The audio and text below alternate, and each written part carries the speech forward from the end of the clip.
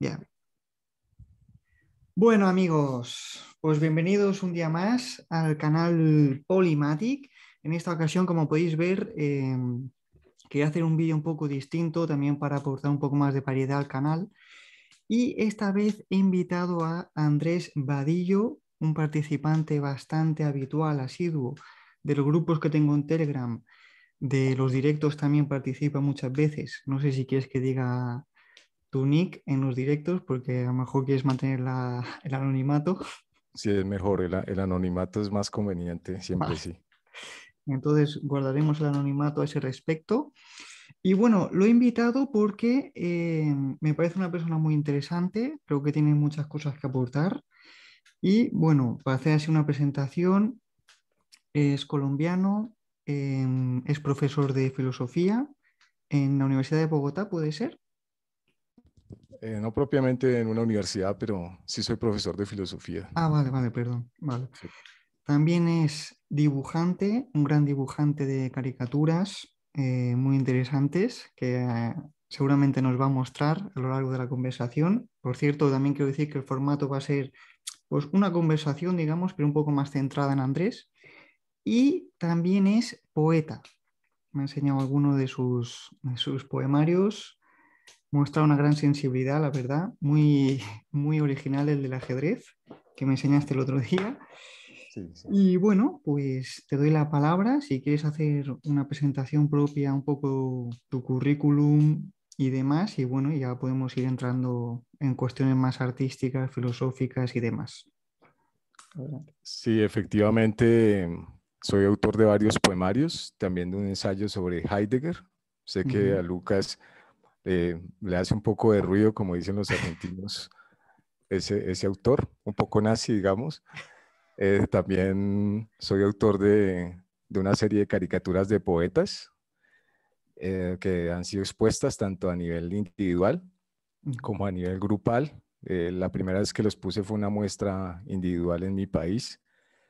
También he expuesto en una universidad que se llama la Universidad de British Columbia, Ujú. en Vancouver, Canadá. Ahí fue una participación colectiva con 3 caricaturas de poetas.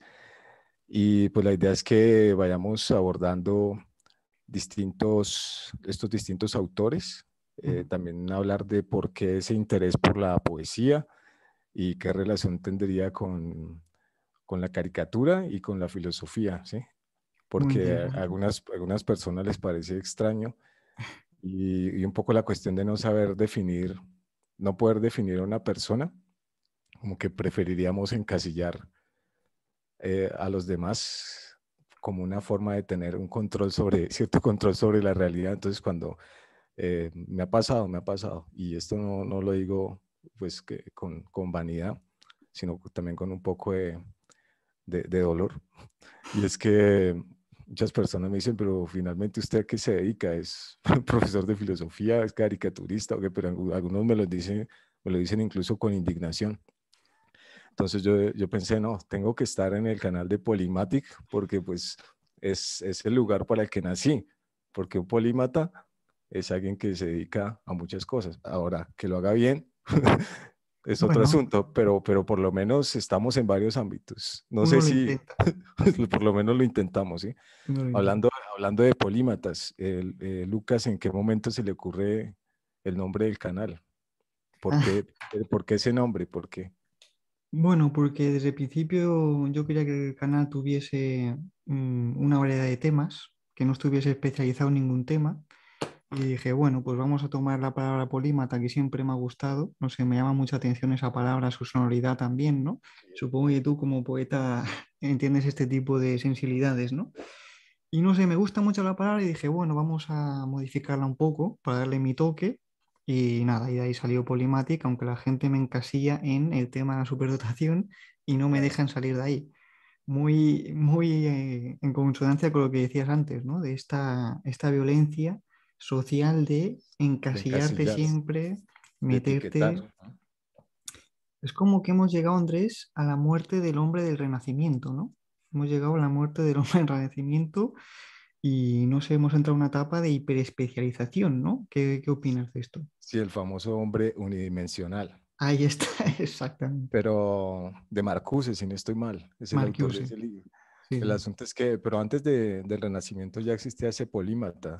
Basta Mm, pensar en Aristóteles, por ejemplo, cierto. que abordó muchas áreas. El mismo Platón, tal vez. Ujú. Y más acá, el último polímata, o de los últimos, el famoso músico, ingeniero, periodista y novelista Boris Vian. ¿Mm? Ah, Un no lo gran conozco. Boris Vian francés, que Ujú. murió, si no estoy mal, porque la historia también, Lucas lo sabe, siempre hay que buscar la historia alternativa, porque la historia oficial puede ser bastante mentirosa. La historia oficial, entre paréntesis Wikipedia, dice que Boris Vian murió de un infarto Ajá. en medio de la función de una película que hicieron a partir de una de sus novelas. ¿No? Y muere antes de los 40 años, si mal no recuerdo, otro gran polímata, ¿sí? El Ujú. asunto es que actualmente, digamos, no solo obedece a la época, Lucas, sino que actualmente es muy difícil, no sé qué piensa Lucas de esto, y es que actualmente es muy difícil ser como tal un polímata eh, con maestría en las áreas que se abordan, Ujú. porque el conocimiento ya es muy abundante. ¿No? Digamos, por ejemplo, en el siglo XVIII existía la figura del enciclopedista, los Mm, filósofos Diderot, Voltaire, personas que manejaban un conocimiento enciclopédico en la medida en que el conocimiento no era tan amplio como el que exacto. tenemos actualmente, entonces era más fácil tener, digamos, ser una especie de ideal de hombre renacentista Ujú. en ese sentido, pero actualmente una persona, si quiere conocer a fondo una materia, Ah, difícilmente puede desarrollarse en otras. Puede hacerlo, pero no con la misma nivel de profundidad. ¿No? totalmente Actualmente de ya acuerdo. es más difícil y dentro de la misma filosofía. Ujú. Me he conocido personas que conocen muy bien a los antiguos, pero los contemporáneos no, y no por incapacidad o por abulia, por pereza, sino porque ya un solo autor da para estudiarlo toda una vida, ¿no? ¿Mm? Exacto. Digamos, y ni siquiera hablamos de ya proponer algo, sino apenas entender a un autor. Ujú. ¿Mm? Muchas Solo personas entender. se especializan y o no hablar de autores, sino de áreas. Por ejemplo, personas que dentro de la filosofía que se especializan en problemas de la ética, otros en la estética. ¿No?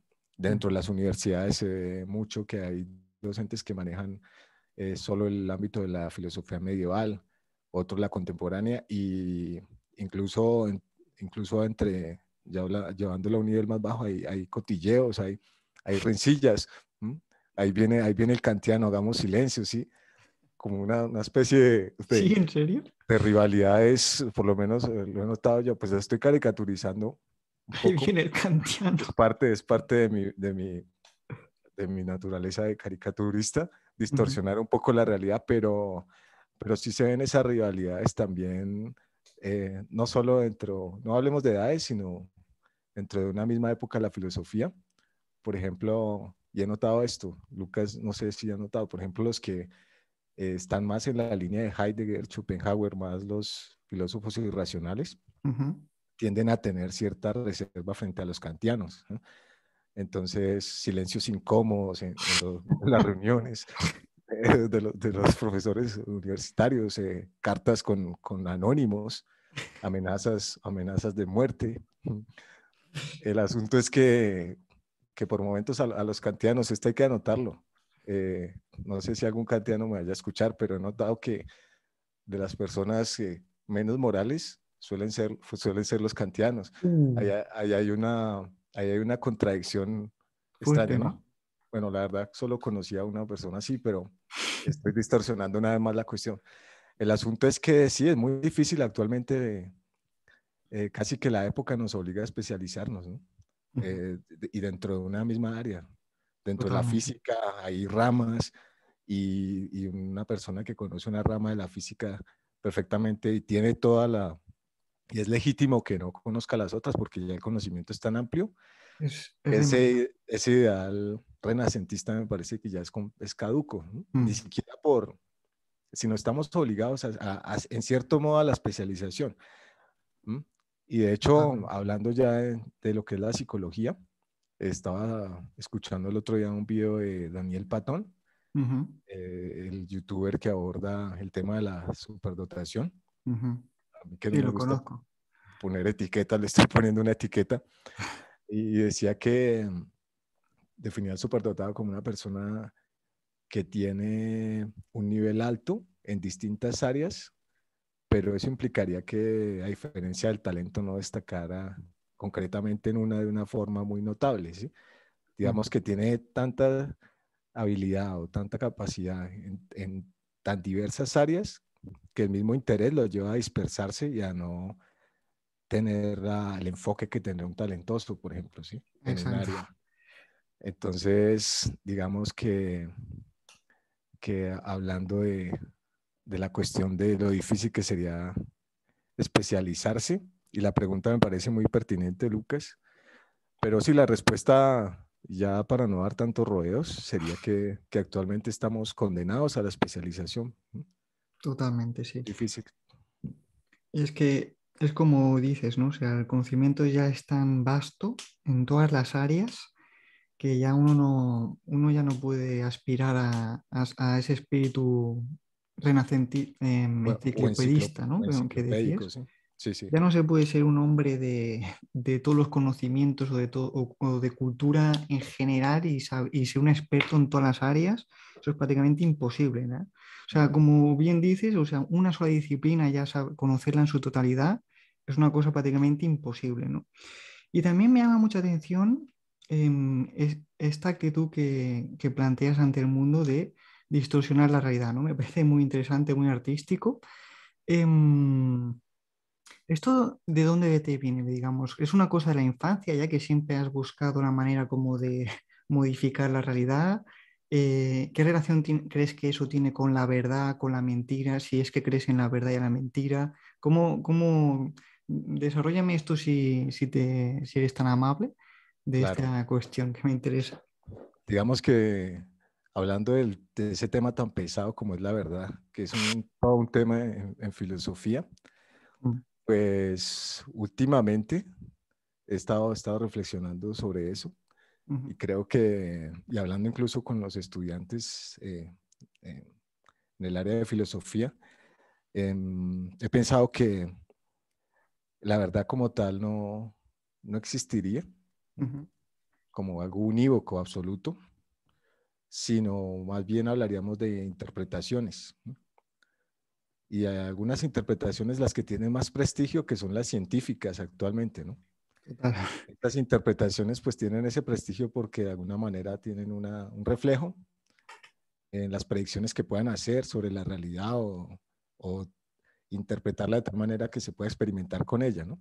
Son como unas interpretaciones como una validez experimental, Sí, tienen algo esa tipo áurea, científico. ¿M? tienen Pero como un aura, perdón, como un claro, aura de objetividad, ¿no? Tienen, gracias a exactamente. eso, a esa capacidad de poder percibir las cosas a través de instrumentos, medirlas. Perdón que te he interrumpido. Claro, claro. Pero el espíritu científico también es una paradoja, una contradicción, porque la ciencia parte del hecho de cuestionar sus propias interpretaciones. Exacto.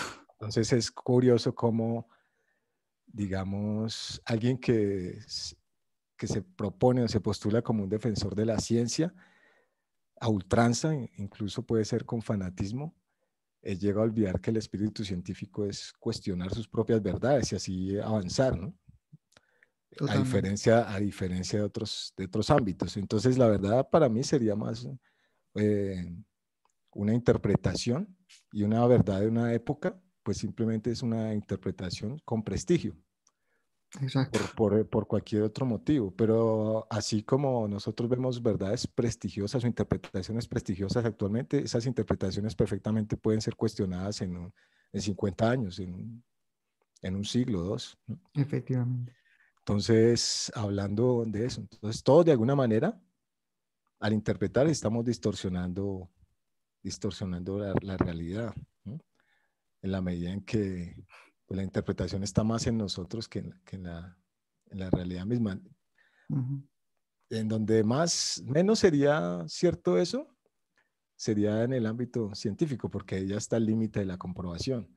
Claro. Pero, por ejemplo, en la filosofía me parece que eso es patente. Cada filósofo es que es una interpretación diferente y está Ujú. distorsionando a su medida, como diría Protágoras, ¿no? El hombre es la medida de todas las cosas. A su medida estaría distorsionando la realidad. Y ya hablando del arte, pues eso es, pues basta pensar en Picasso. Picasso y el cubismo es una distorsión de la realidad visual. Ujú. Totalmente. Y, y digamos que dentro de esa distorsión hablaríamos de estilos, ¿no? Obviamente forzando un poco aquí, improvisando un poco de, como diría Charly García, filosofía barata y zapatos de goma, pero, pero por ahí creo que me ubicaría yo, en el sentido de que de algún modo todos estamos distorsionando la realidad, o por no usar esa palabra negativa, con un sentido negativo, estaríamos interpretando la realidad de una manera u otra. La caricatura interpreta desde la exageración de los rasgos más notables de una persona, y el arte en general está interpretando la realidad para generar un estilo diferente. Por Ujú. ejemplo, Picasso, ya lo mencioné, Francis Bacon, incluso dentro de cada época hay una especie de interpretación generalizada de los artistas, los pintores. Por eso se puede incluso poner por épocas la filosofía, porque hay una especie de interpretación compartida, ¿no? Claro, un Así sentir. también, así también el arte Ujú. eh, en general. Entonces, ¿y de dónde viene eso? Pues simplemente de la cuestión de existir, ¿no? Claro. Y eso de la interpretación se puede llevar incluso al ámbito de la psicología, psiquiatría, porque, qué sé yo, la ansiedad, por ejemplo, puede ser producto de una interpretación equívoca o que hace un énfasis que no le conviene a la persona, ¿no? Ujú. A tal punto estamos interpretando que podemos incluso, entre comillas, sanar cambiando esa interpretación que tenemos de un determinado hecho o que tuvimos en algún momento de nuestras vidas, ¿no? Totalmente. Pero digamos, si me puedo poner aquí solemne y hacerme el Aristóteles, diría que el ser humano es un animal que interpreta, que está interpretando permanentemente. Y Claro. la filosofía, el arte, la ciencia, todos son formas de interpretación de la Relatos, ¿no? realidad. Que se... Relatos que se construyen a partir de una forma de leer la realidad, ¿no? O Exacto. las distintas realidades. ¿No? Y Claro, el caso es entonces, que, sí, pero ahí también hay un juego político de poder, ¿no? ¿Qué también sí. interpretación se impone? ¿Sí? Ujú. También Totalmente. todas las cuestiones de las relaciones ya a nivel político, ¿no? Mm. Y la política sería una forma de buscar la promoción de una cierta interpretación, ¿no? La interpretación de izquierda, la interpretación de derecha, Ujú. y a su vez, en el caso actual de la prestigiosa democracia dentro del ámbito de la interpretación democrática como la única vía posible, ¿no? Ahora sería otra visión de alguien anarquista, sería distinta a la visión de, qué sé yo, alguien que tenga una interpretación política diferente, ¿no? Pero yo creo que nos estamos moviendo siempre en ámbitos de interpretación, en la guerra también. Actualmente lo que estamos viendo, lo que está Sí. pasando en Ucrania, Una guerra eh, de propaganda también, ¿no? la propaganda es una forma de vender. ¿Quién vende su interpretación de la realidad de los hechos, no? Y de Exacto. esa manera obtener el beneplácito de las personas que reciban esa propaganda, ¿no? Mm. Y Sí, sí, todo régimen hace propaganda de sí mismo, ¿no? O sea, el Imperio Romano con su afán imperialista, expansionista, esclavista, pues hacía propaganda de sí mismo también, ¿no? O sea, todos los regímenes hacen propaganda de sí mismos, entonces hay que tener en cuenta también eso, ¿no? Con respecto a la democracia, que consideramos que es un sistema que es aséptico a todo eso, ¿no? A la propaganda, a la manipulación y demás, y no deja de ser otro régimen más con sus clases sociales, sus concentración de poder, pues que hace propaganda de sí mismo, ¿no? Somos los defensores de la libertad, Claro. de la igualdad, estas cosas luego no se aplican en la práctica, ¿no? Pero bueno. O sea, muy interesante lo que comentas de... Y la democracia también tiene sus formas particulares de explotación. Exacto. Hay una frase de Bukowski, el famoso autor norteamericano, pues de ascendencia alemana, que decía que la esclavitud no se abolió, simplemente se amplió a todas las razas. Yo creo que Exactamente. parte hay una gran verdad y sí. Exactamente. En el fondo simplemente ya estamos todos incluidos, Estamos todos, ¿no? sin importar si la pigmentación cutánea. Exacto. Hermoso, eso sonó hermoso, pigmentación cutánea. Sí, sonó elegante, sí, sí. Pues sí, interesante lo que comentas de que sí, al final todo ser humano inevitablemente, digamos que distorsiona o modifica su realidad, ¿no? Sí, la interpreta, digamos, sí. Ujú. Sí, sí, eso es verdad, ¿no? O Y sea, ahí entra a jugar el concepto de verdad, el exacto. concepto que el concepto de verdad ha variado, ¿no? Con las También, épocas muchas también. concepciones. El concepto de lo que sería la mentira también. Mm. ¿Mm? Claro, porque Creo según que, cómo definas la verdad, pues se definirá la claro. mentira, ¿no? En consecuencia. Pero sería muy interesante y en alguna otra ocasión podemos ya ahondar en la noción de la mentira como lo que no conviene a un régimen, puede ser. También, También, exactamente. digamos, se define lo que es mentira a partir de intereses políticos o de un poder establecido, también puede ser. Exactamente, según Pero los todo eso intereses. mm, está Ujú, atravesado por nociones políticas, poéticas, relatos, ¿no? ujú. Detrás detrás de la guerra de Troya, perdón, eh, o- tuvo un poeta, ¿no? La guerra de Troya tuvo a Homero. ¿No? Entonces, digamos que la poesía también puede estar siendo usada como un instrumento político. Ujú. Esa interpretación poética puede estar siendo usada por un determinado régimen o por determinados intereses. Es Zizek, el famoso filósofo contemporáneo que a los ojos de Chomsky es un simple payaso. Zizek, por ejemplo, dice que no hay masacre étnica sin poesía, que detrás de toda gran masacre étnica hay un poeta nacionalista o hubo un poeta cuyas poemas y textos e ideas llevaron a encender un espíritu nacionalista Ujú. a través de la influencia que puede tener la poesía sobre las emociones. Y ese nacionalismo pues puede llevar a identificar a otros como enemigos y Pa- justificar matanzas, guerras, etcétera. Entonces, porque eso lo dice Zizek defendiendo a la filosofía. Dice, pues siempre se habla de la filosofía como una corresponsable o coautora de los males del mundo por las ideas que promueven ciertos autores. Y dice, habría que examinar también qué responsabilidad ha tenido la poesía en distintos actos barbáricos a Ujú. lo largo de la historia, ¿no? Sí, claro. Genocidios, etcétera. Interesante, sí. El mismo, sí. Mm. Entonces, no sé si quisiera compartir con los presentes algunos de los dibujos y podemos ir hablando. Adelante. Todo tuyo, Pues, todo tuyo. y a partir de allí podemos conversar más sobre estos temas. Pero Lucas no Adelante. me dijo si considera que la verdad existe o qué piensa de cómo definiría ese concepto. Yo para mí la verdad es que, a ver, yo acepto el relativismo, pero siempre tengo como como una ensoñación con encontrar la verdad absoluta, ¿no? O sea, aunque estoy más convencido realmente de que todo es relativo, siempre tengo como una especie de obsesión que no me suelta de encontrar verdades absolutas, ¿no?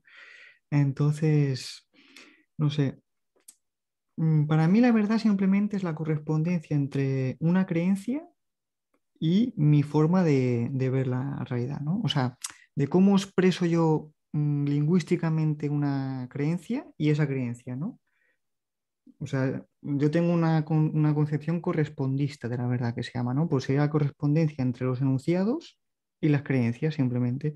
Claro, entonces eso nos lleva a que todo el mundo tiene su verdad, porque si cada uno tiene su forma de ver el mundo, su cosmovisión, pues un enunciado será verdadero para una persona y otro enunciado será verdadero para otra, ¿no?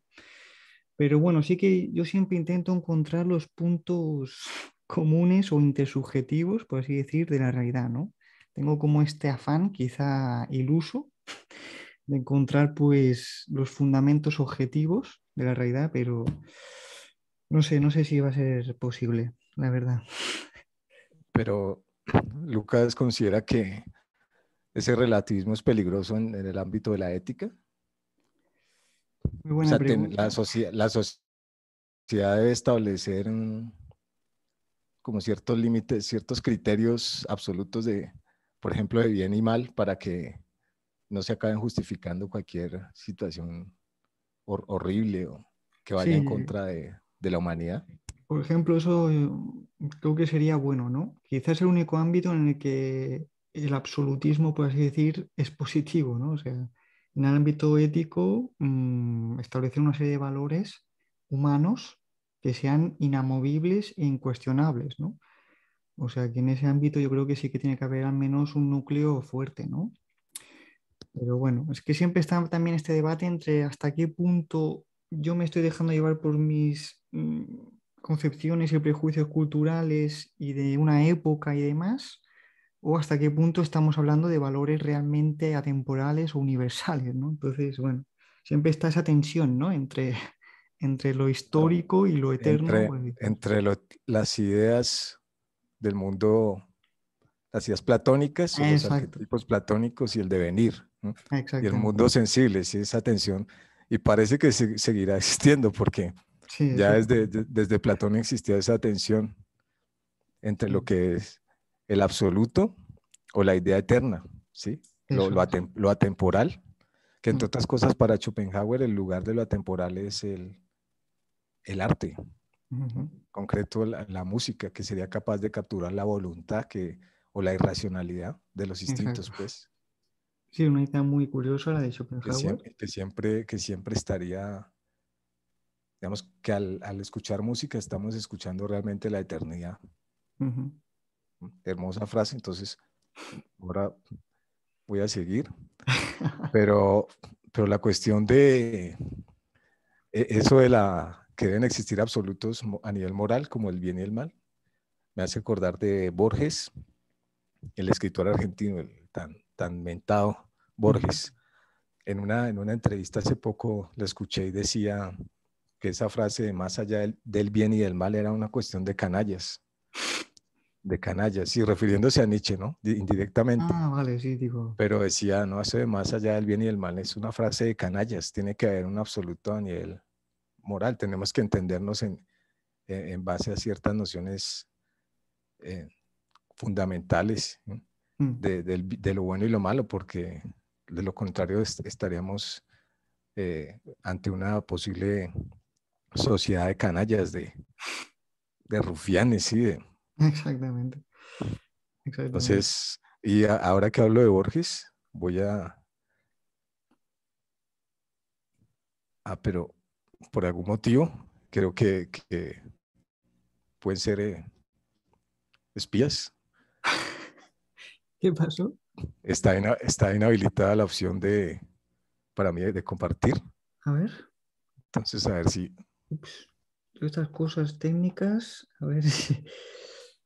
em, a ver, ¿dónde están los, ¿cómo se dice? Los ajustes, reacciones, pausar, no, chat, no, seguridad, pero, no. A ver si pero encuentro... este es un momento especial. Sí, ¿no? Mm, A ver, sí, y a permitir, propósito, sí, ahí. permitir grabar. A ver, si te pongo renombrar como... Ah, no. Ay, es que estas cosas soy poco ducho para estas cosas, ¿eh? A ver. Ah, mira, varios participantes pueden compartir de forma simultánea la pantalla. Supongo que es eso. A ver, Es vamos a ver. eso, sí, sí, sí. Vale. A ver si Ahora ahora sí. puedes. Sí, ahora sí. Vale. Que las nuevas Compartir. tecnologías. Bueno, hablando de,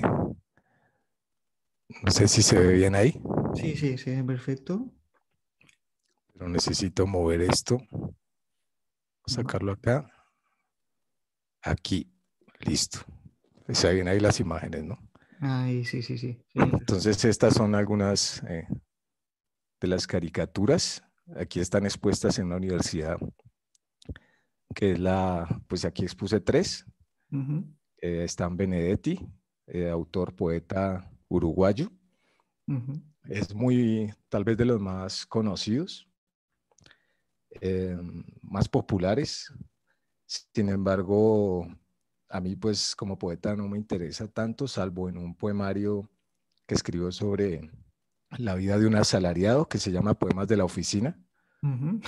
Y Qué bonito. realmente, y habla con una potencia y una fuerza de algo tan cotidiano como es ir al trabajo y Ujú, recibir un pago, un salario asqueroso, básicamente a fin de mes, y cómo eso sería como una poesía sobre la alienación del hombre, pues clase media.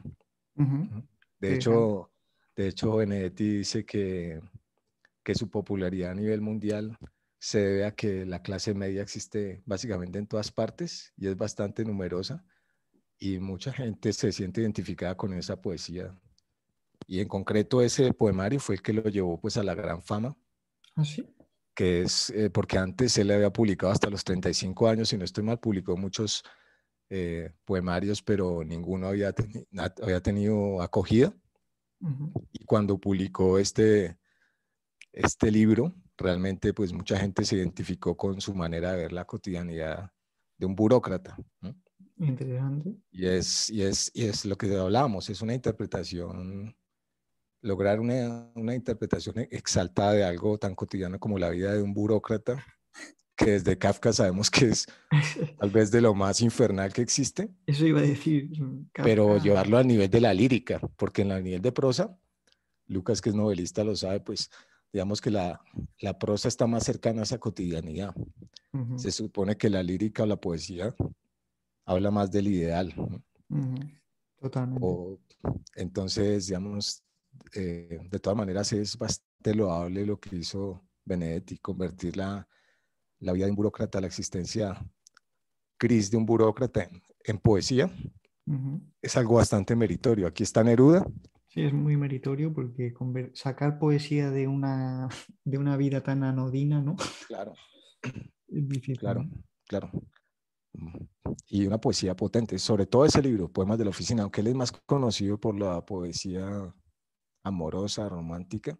Ujú. De hecho, creo que hay una película en donde él aparece que se llama El lado oscuro del corazón, una película argentina de Eliseo Subiela, si no estoy mal. Ujú. Y en esa película él aparece recitando uno de sus poemas en alemán, porque pues ha sido traducido a todos los idiomas y aquí está. Y probablemente es uno de los, no, ya, yo diría que es uno de los, ahora que hablamos de la eternidad, uno de los autores que va a perdurar. Entonces aquí está Benedetti, el anterior era Neruda, el chileno, pues premio Ujú. Nobel de Literatura, Muy el bonitas famoso, las caídas, muy bonitas, ¿eh? Por cierto, tiene un trazo muy limpio, muy eh, interesante. están hechas a bolígrafo. Yo Ujú. nunca uso, desde niño he dibujado siempre directamente sobre la Sin esbozos, superficie, entonces no hago esbozos directo. y digamos cada caricatura es tal cual, pues es el Pues, primer, es ese intento, pues sí. más Puede bonito que, aún, ¿no? ¿no? Y están hechas por lo tanto a bolígrafo. Este es Cortázar, Sí, autor sí, también argentino, inconfundible. confundible Cortázar, autor de Rayuela, una novela, hablando ya de la novelística, una novela pues muy conocida Ujú. y como tal, como uno de las obras de lo que se llamó el boom latinoamericano.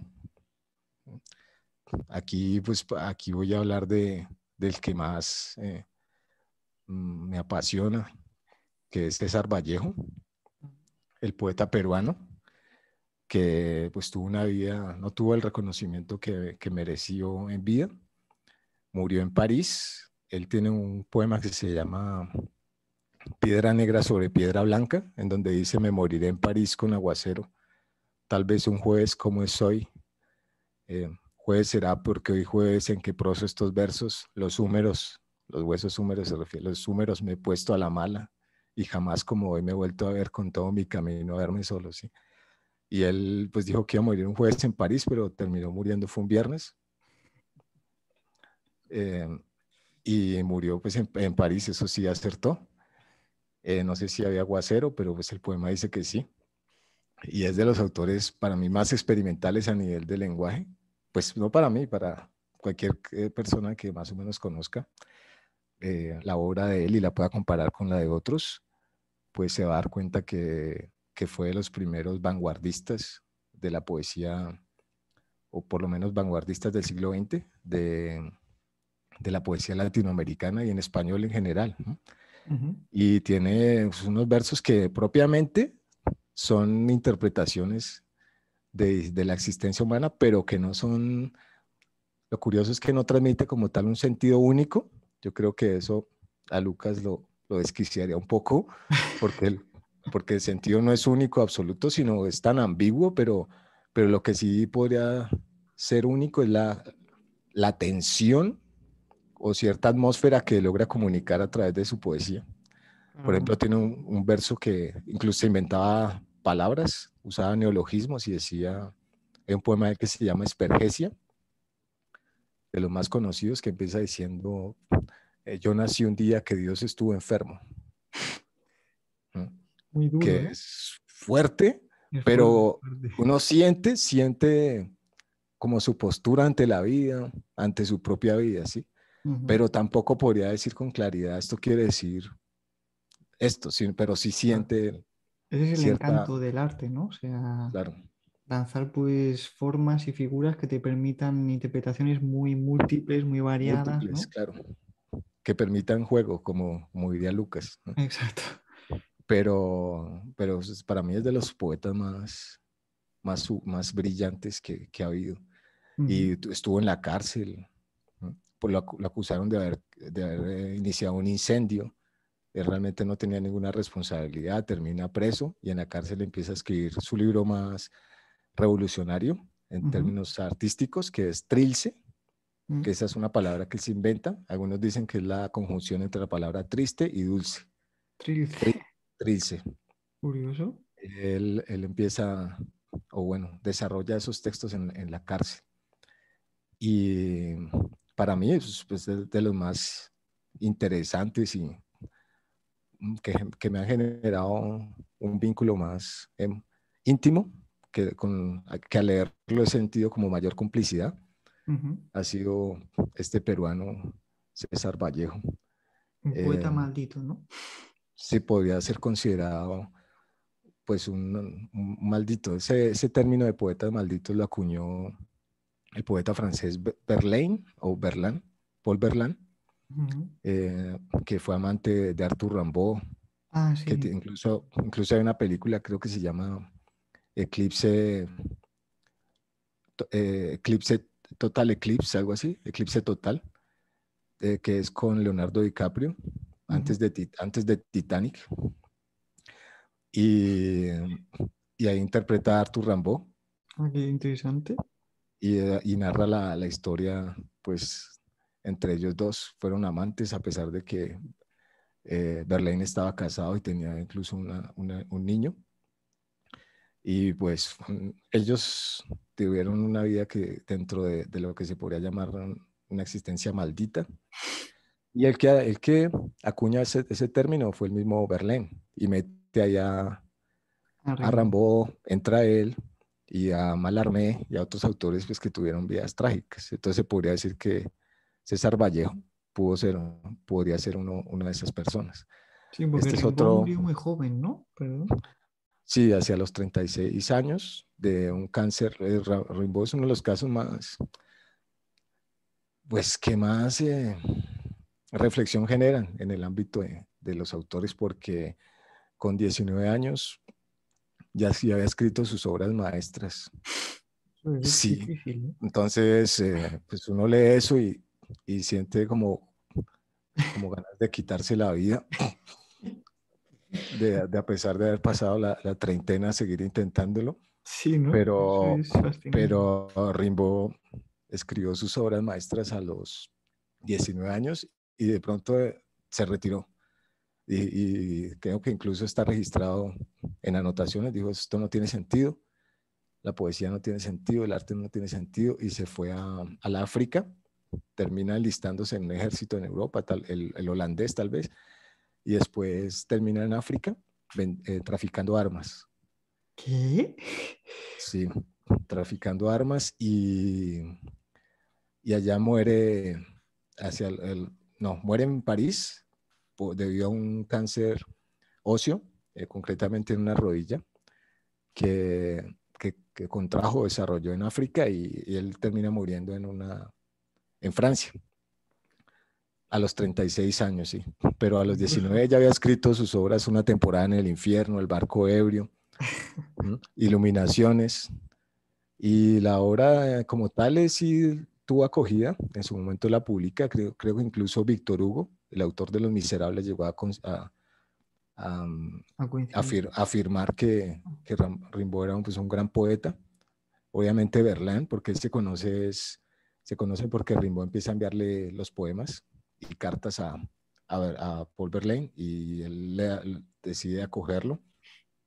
Y Rimbaud se va desde Charleville, que era donde vivía, siempre caminaba, hasta París a pie, y ahí se conoce, ¿sabes? Pero como tal su obra, Una temporada en el infierno, obtiene el reconocimiento después, póstumamente, tal vez 20 años después de su muerte, y ya hacia comienzos del siglo XX, porque Rimbaud vivió en el siglo XIX, ya hacia comienzos del siglo pasado, un crítico encontró por casualidad el libro, los ejemplares que se habían impreso, pero no el librero o la imprenta donde los imprimieron no los sacó de la bodega y quedaron ahí. Y después, por casualidad, un crítico encontró el libro, y ahí es donde empieza. Después los surrealistas lo toman como uno de sus padres ideológicos, etc. Pero algunos de estos autores, por lo menos los que a mí más me interesan, algunos ni siquiera llegaron a publicar en vida. ¿Mm? Eh, Generalmente a mí no me interesan así. Rimbaud pues es un gran poeta, pero no me interesa los autores así precoces. Por algún motivo prefiero a un Whitman que escribió ya sobre una serie de experiencias. Que ya No tiene sé, experiencia en la vida, sí, ¿no? conecto más por algún motivo. ¿Hay algún autor, algún amante de Rimbaud que nos escuche en estos momentos debe estar deseando que fallezca, pero pues vamos a seguir. Mm. Eh, Aquí este es Raúl Gómez Hatín, un poeta colombiano Ujú. que murió atropellado por un bus. Madre mía. Desarrolló una esquizofrenia hacia los 30 años, así que cuidado, Lucas. Ojo con la Y, poesía que... y él empieza a escribir ya de manera más tardía. Digamos, Rimbaud empieza a escribir a partir de los de 10 años, y culmina su carrera con 19. Hatín empieza a publicar a los 35. Ujú. Es un poeta homosexual, tal vez de los únicos en la historia que yo sepa que ha abordado el tema de la zoofilia. Ofilia. Eh, sí, tiene un poema que se llama Donde duerme el sexo débil, si no estoy mal. Y entonces allá hace Lucas me dijo que podía hablar del tema que Sí, yo sí, quisiera. aquí es todo abierto, sí, sí. Entonces él empieza a ponderar los distintos animales y cómo sería la relación cárnica con ellos. Y al final termina, pues, no voy a hacer spoiler porque se van a morir de la risa, pero al mismo tiempo se van a aterrar porque era un poeta descarnado. ¿Mm? Tiene un poema bellísimo que se llama Casi Obsceno, que dice: si quisieras oír lo que me digo en la almohada, el rubor de tu rostro sería la recompensa. Son palabras tan íntimas como mi propia carne que padece el dolor de tu implacable recuerdo. Te cuento, sí, no te vengarás un día, me digo. Besaría esa boca lentamente hasta volverla roja, y en tu sexo el milagro de una mano que baja. En el momento más inesperado y como por azar, lo roza con ese fervor que inspira lo sagrado. Eh, no soy malvado, trato de enamorarte. Intento ser sincero con lo enfermo que estoy y entrar en el maleficio de tu cuerpo como un río que teme al mar, pero siempre muere en él. Yo creo que no Eso. podemos Ponga seguir con esa voz de otros. locutor, ponga voz de locutor. Creo que podemos seguir con los otros porque pues Hatin un grande. Aquí pues también incluye algunos Hombre, el pues, gran Nietzsche no podía filósofos, faltar, ¿no? Nietzsche. Eh, no sé, no sé, Lucas, yo Lucas no lo imagino como muy nietzscheano, ¿no? Muy cercano. ¿Qué piensa de este autor? ¿Lo conoce?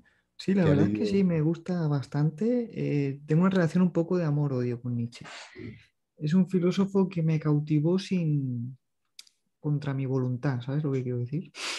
Contra mi voluntad me cautivó y contra casi mi conocimiento explícito, ¿sabes? Pero luego pasó el tiempo y me di cuenta de que sí, de que me había influenciado mucho más de lo que yo quería pensar, ¿no? O sea que sí, tengo una relación curiosa con Nietzsche. ¿Habría algún vínculo entre Nietzsche y el anarquismo? Seguramente sí, muchos anarquistas han tomado de Nietzsche varias ideas. O sea que sí, hay cierta conexión, aunque Nietzsche odiaba el comunismo y el anarquismo, ¿no? Porque los consideraba ideologías del, ¿cómo era que la llamaba él? Del ganado, ¿no? ¿Cómo era la palabra que usaba? El rebaño. Eso, el rebaño, ideologías de rebaño, ¿sabes? O sea, yo creo que no había entendido muy bien el anarquismo, porque el anarquismo es totalmente contrario al rebaño y de hecho muchos anarquistas tomaron de él, ¿no? Ideas. Claro. Pero sí, sí, es muy afín realmente, ¿no? Pues esta exaltación de la individualidad es muy anarquista también, ¿no?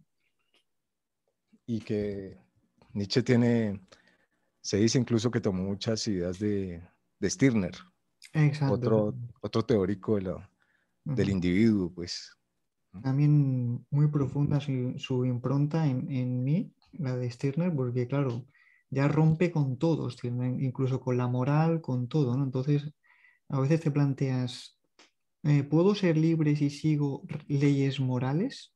Claro, eso te lleva a una amoralidad un poco peligrosa, Claro. pero claro, ¿qué está por encima, ¿no? ¿El bien o la libertad, ¿no? O sea, es bastante fuerte su O, filosofía la, también, la de Stirner. o el otro dilema es si la libertad o la igualdad. También otro dilema importante, efectivamente. Pero voy a mostrarle a Lucas uno que sé que va a detestar. Ah, pero una Bu- pregunta, Vic, ¿por qué le pusiste cuerpo de toro? Que me llama mucha atención. Bueno, se supone que es como una figura mitológica Ujú, y es una, pues no propiamente un toro, o sea, esto ya demuestra que no quedó bien porque es más una especie de caballo, ah, vale, pero perdón. las uvas Ajá. se las, se las puse por la cuestión Ah, de Dionisio. de Dionisio, sí.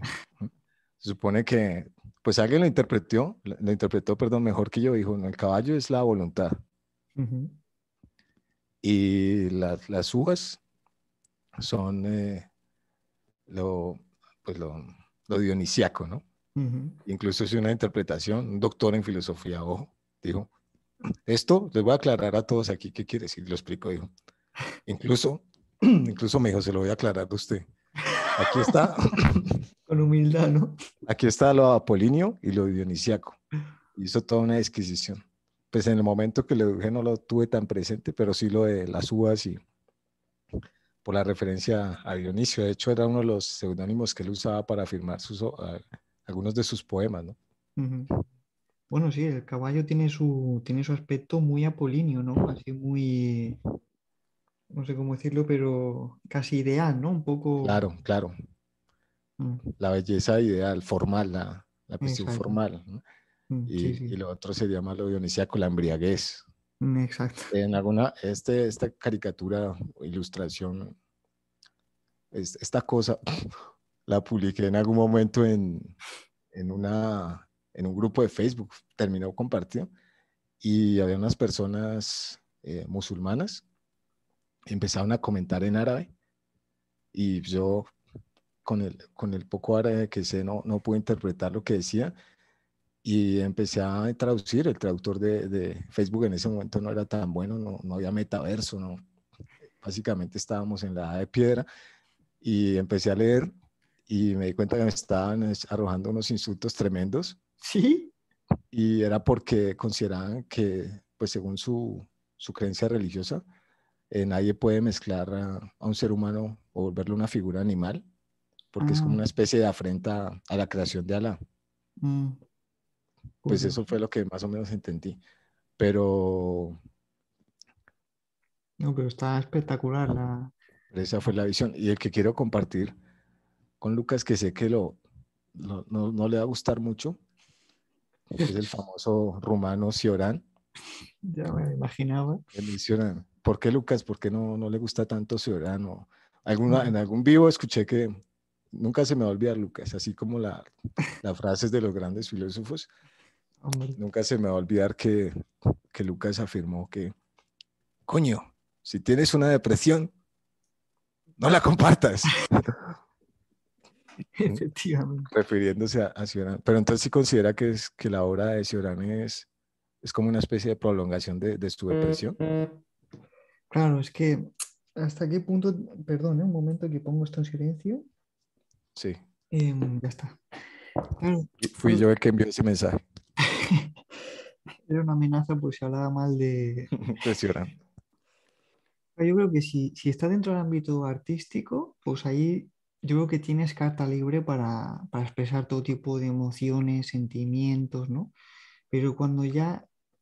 eso es muy personal, ¿eh? La concepción de la filosofía para mí es como más que tiende un poco más a la ciencia, ¿no? Para mí.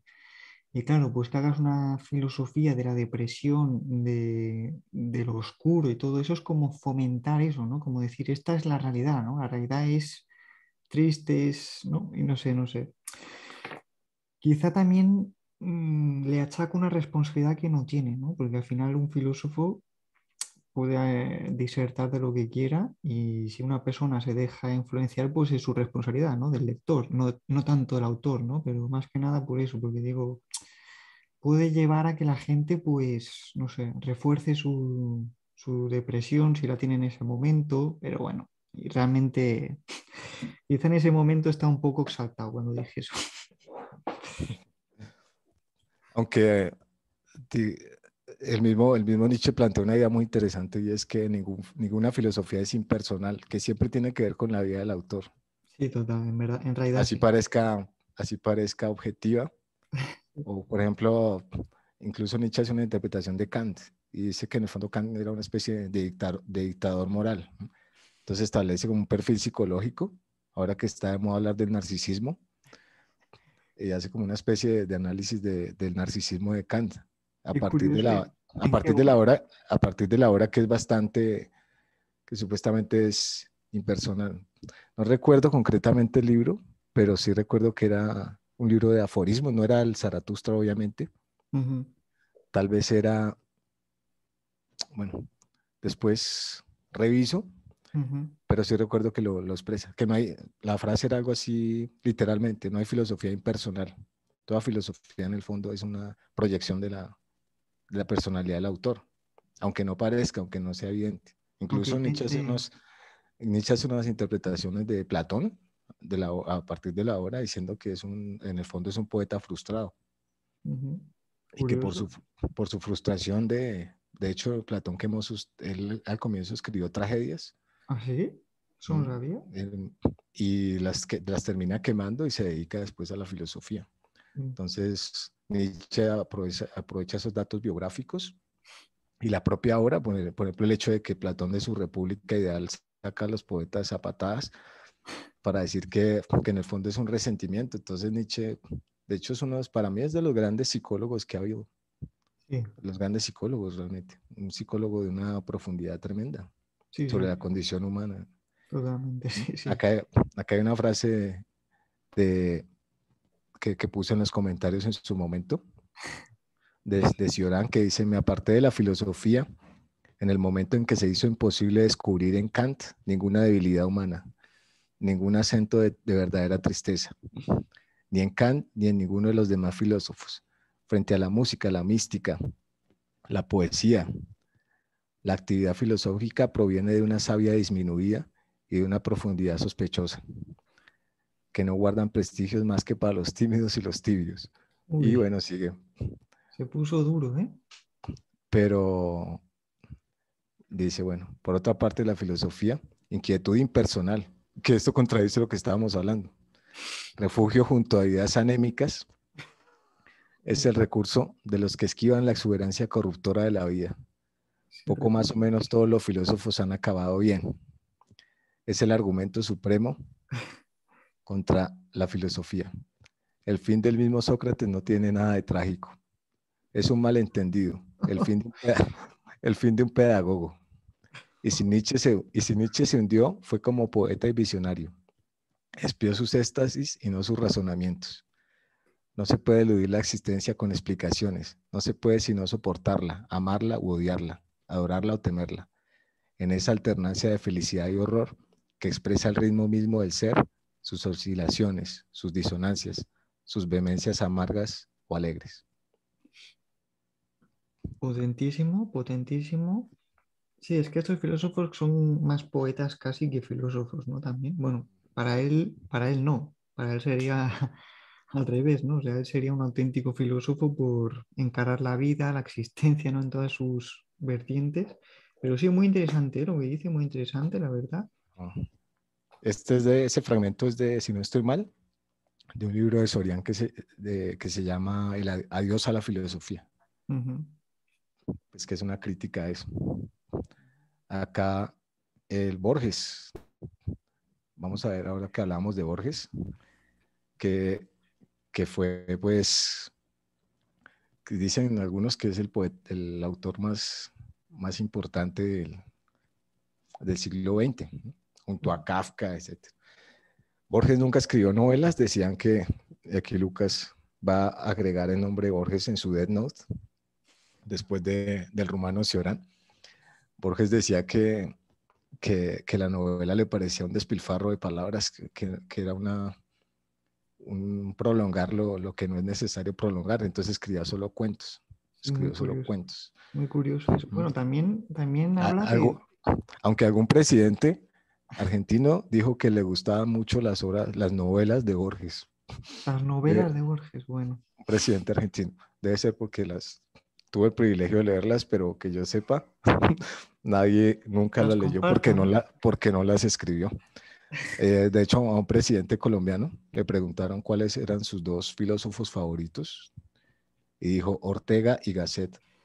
Bueno, aquí tenemos bueno, un chiste filosófico bastante flojo, pero bueno, aquí tenemos a Borges, autor de ficciones, de libros y poesía, aunque a mí me parece que tiene más como prosista. Ese cuento El Inmortal es impresionante. Y unos cuentos espectaculares esos. El Aleph, y es uno de los grandes ladrones de la filosofía. ¿M? Robaba ideas de los filósofos, entre comillas, robar, Mm. Sí, y le escribía las convertía en escribía. relatos, en cuentos Totalmente. fantásticos. ¿M? Ideas y los ensayos de Borges. Tiene uno sobre Schopenhauer y Oda a un ruiseñor de John Keats, que es bellísimo, Mm. bellísimo. Y son también ensayos muy cortos.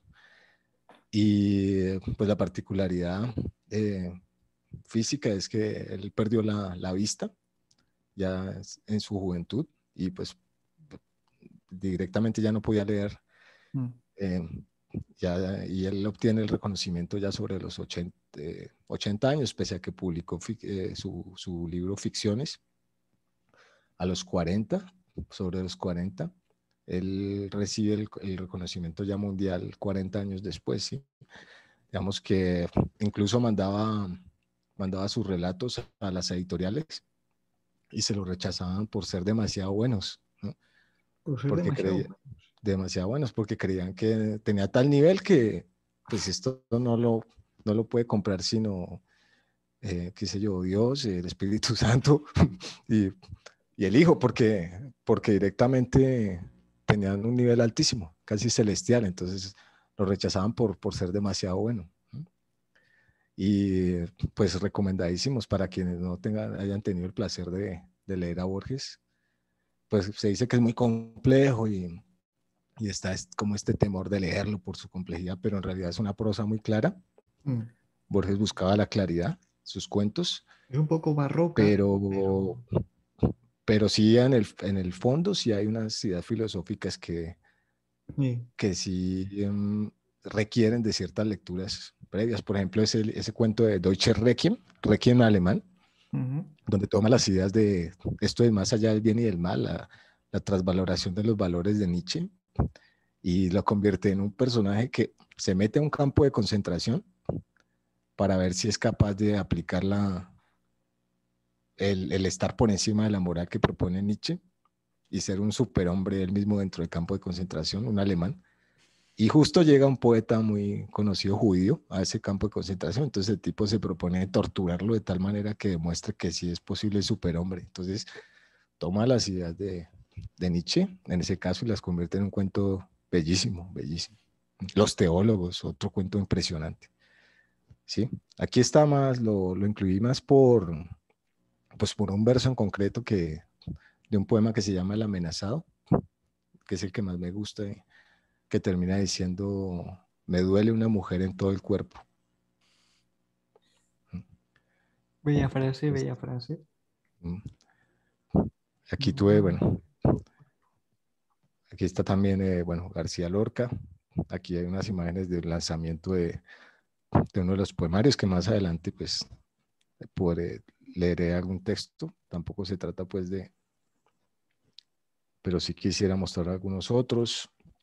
Aquí ya se puede ver Jaime Sabines, que es un poeta mexicano, Ujú. que tiene un poema bellísimo. Le voy a dar aquí, me encanta, a mí mismo, que tiene un poema bellísimo que se llama Los Amorosos. Uf, impresionante, impresionante. Y es de los más simples al escribir. Voy a decir un verso de él que yo sé que a Lucas le va a gustar, que dice, uno, uno es el agua de la sed que tiene. ¿Mm? Muy buena, muy buena. Pues que recoge esta idea de que las soluciones están dentro de De- uno mismo, etcétera, ¿no? Exacto. Pero la convierte, pues, le da Le da un toque estético artístico. distinto, claro, claro. ¿Mm? ¿Ese Los cuerpo amorosos. serpentesco? ¿Por qué supusiste? Pues digamos, si lo digo, sería un spoiler del poema Ah, vale, vale. Los Amorosos. Entonces espero que lo lean y lo van a entender. De acuerdo. Porque esta sí es literal, una puesta literal de uno de los versos de ese poema. Aquí está otro que sé que a Lucas no le va a gustar mucho, pues este ya es más un filósofo, pero muy interesado en la poesía, ¿no? De hecho, se dedica a estudiar la poesía de Hölderlin y dice que la poesía es la gran develadora de la esencia, ¿no? Bueno, Ser y Tiempo casi que es un poema, ¿no? Más que... Y más, parece más un poema de Vallejo Sí. experimental. De hecho, Borges dice que el único mérito de Heidegger es haber creado un dialecto del alemán, porque sí es bastante, bastante complejo. Muy complejo, sí. Pero, pero bueno, a mí lo que me atrae de Heidegger que es pues, su interés por la poesía y la manera en que aborda el tema de la muerte, ¿no? No, es un gran filósofo. Heidegger es un genio para mí. Y muy polémico, Ujú. pues por la afiliación con Hitler, con el nazismo, ¿no? Mm. Eso sí. Pero sí, brillante, brillante. Pero es que su filosofía no tiene nada que ver con el nazismo, es lo curioso, ¿no? O sea, parece casi una filosofía antinazi, ¿no? Porque todo esto de la autenticidad, la masa, ¿no? El Dasein que tiene que desprenderse de del man, ¿no? De Das Man que dice él, que es el El mundo uno. El de uno, la las masa. habladurías, ¿no? Exacto, las boberías, La- el dejarse llevar, el no tener una al- personalidad, ¿no? una forma de alienación, sí, Exactamente. alienarse. Los Y otros luego, serían el camino hacia la alienación y luego, frente a pues, pues el tipo cae en la mayor de las alienaciones, ¿no? Muy curioso ese giro, ¿no? No sé, es como paradójica su vida, pero bueno. Y de hecho salieron los cuadernos negros de Heidegger, unas publicaciones donde se desmitifica a Heidegger en la medida en que se habla de lo que hacía mientras fue rector de Friburgo, de la Universidad de Friburgo, Era un demonio, eh, ¿no? delatando a Eso. profesores judíos. A Husserl, que fue su gran mentor y que era judío, le mandó, básicamente estuvo detrás de su expulsión de la universidad, y cuando lo echaron, pues le mandó un ramo de flores a la casa, pero no se sabía si era una forma de ahondar la tortura Sí, o una forma, no sé, de remordimiento, qué sé yo, pero pues está claro que no era lo que se conoce como una buena persona. exacto. Sí, No era pero precisamente. pues ahí está otro debate, otra gran pregunta, Lucas, y es si uno debería olvidarse de los comportamientos de ciertos autores, o si la obra debería ser separada de la biografía de su creador. Sí, ¿Qué yo creo que piensa Lucas sí. de eso? Yo creo que hay que distinguir tajantemente. O sea, es evidente que la obra va a expresar mucho del autor, pero una cosa es la estética o la profundidad de unas ideas y la calidad de unos argumentos, y otra la calidad de la persona en su vida diaria. No sé, yo creo eso. O sea, no se puede quitar mérito filosófico a Heidegger por más perverso que haya sido él como persona. Es que es una cosa, no tiene nada que ver con la otra, creo yo. ¿Tú qué opinas al respecto? Claro, y si seguimos ese camino un poco inquisidor, Sí, es un poco pues terminaríamos quemando los cuadros de Caravaggio, al que se acusa de ser homicida, ¿m? así. De Ben Jonson, el famoso contemporáneo de Shakespeare, las obras de él. Se sabe que mató a más de una persona. Nos quedaríamos, bueno, Sí, y así, sin prácticamente, o sin García Márquez, que hace poco nos enteramos que tuvo una hija extramatrimonial con una escritora mexicana. ya. O un Entonces, Bukowski o... no sé, directamente pues tendríamos que entrar todos a un grupo de Telegram del Opus Dei, qué sé yo, porque directamente nos quedamos fue sin, además de asumir que nosotros seríamos perfectos para juzgar al otro, Esa es nos, otra, esa es otra. nos quedaríamos sin las obras de grandes autores, sin Heidegger, Claro. No, y además, sin, la vida de una persona que haya sido perfecta y armoniosa siempre, pues que sería aburridísima, ¿no? O sea, claro. no, De no. hecho, hace poco me enteré de una, pero esto ya tiene que ver con este novelista que tiene eh, varias obras de biografías de poetas colombianos, que es Fernando Vallejo, que es este. Pues Ujú, recomiendo mucho la obra, se lo compara con el francés Céline. ajá, Es un antinatalista, dice que pues no vale la pena tener hijos, etcétera. ah, Y es bastante oscuro, pero también tiene un gran sentido del humor, y su mérito pues es haber incluido jerga como muy colombiana, con lenguaje muy clásico, porque el tipo sabe latín, griego, escribió una gramática literaria para enseñarse a sí mismo a escribir. O sea, es un erudito y al mismo tiempo maneja un lenguaje pues de calle. Entonces eso es como lo que constituye su obra. Y en una conferencia, a propósito de las contradicciones vitales, en una conferencia en México, esto lo escuché de otra persona, eh, dos señoras pues de edad le dijeron en el público, pero es que usted se contradice mucho. Y, y él les respondió a estas dos personas de edad, les dijo, pues yo me contradigo porque estoy vivo, ustedes como si ya se están muriendo, no se contradicen. Pues muy amable. bastante, sí, bastante amable, pero en Esto, el fondo pues estar vivo es contradecirse, ¿no? sí, es que es inevitable, ¿no? Es Pues si inevitable. nos ponemos hegelianos, pues hay siempre una tensión entre opuestos. Eso es, eso es. Bueno, acabo de leer el francés de Las Flores del Mal, El gran Baudelaire.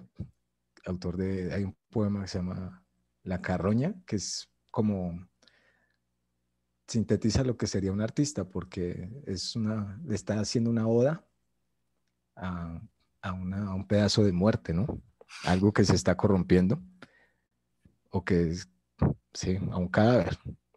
Entonces, como el artista es el que ve belleza o interpreta En todas partes. algo que puede ser horroroso o que puede espantar a muchos, lo puede interpretar como bello, ¿no? Ahora que hablamos de interpretaciones. Le diste mucha expresión a la mirada, ¿eh? O sea, Pues sí, esa era la idea, porque tiene una mirada fuerte. sí, sí, es Baudelaire que, verdad. que heredó una fortuna y la dilapidó. Sí. Tenía un padrastro que era no sé si fue la Comuna de París, estoy tal vez cruzando historia, pero en una revuelta y Baudelaire iba pasando por ahí y al padrastro, perdón, de Baudelaire lo habían capturado y estaban gritando que le iban a fusilar. Y Baudelaire pasó por detrás y dijo, fusílenlo, fusílenlo. Hostia, Un personaje, pues la vida de los poetas, digamos que son así. También filántropo. por eso son interesantes, porque porque son extraordinarias hasta en la crueldad Exacto. que pueden llegar a mostrar. Hasta en lo oscuro y lo macabro son excepcionales, ¿no? Sí. Y murió en la pobreza, viviendo de unas conferencias, unas charlas. Incluso se dice que se fue en un barco, siendo muy joven, se fue de tripulante en un barco y incluso estuvieron a punto de lanzarlo al mar. ¿Ah, sí? Sí, sí. Madre Él mía. es autor de un poema que se llama El Albatros, que es esta Ujú. famosa ave. Entonces compara al poeta con el albatros como un ser que cuando está en tierra con los mortales neurotípicos, eh, digamos, siente que sus enormes alas le impiden caminar, ¿no? Cuando está entre las personas que no tienen esas alas. El Muy buena famoso metáfora. albatros que se puede interpretar como una metáfora de la superdotación. Tener alas y no poder caminar cuando se toca tierra, Mm, ¿no? Como lo más difícil se hace fácil, que es volar, exacto. y el caminar se dificulta.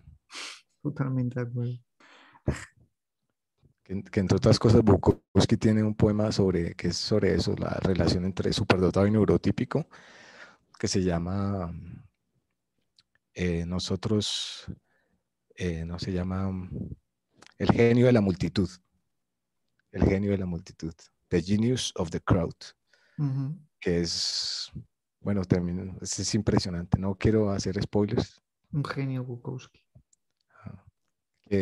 Bukowski es un novelista pues brutal y además de eso tiene unos poemas excelentes. Por ejemplo, ese, Buenísimos. otro que se llama Nosotros los dinosaurios, que es excelente.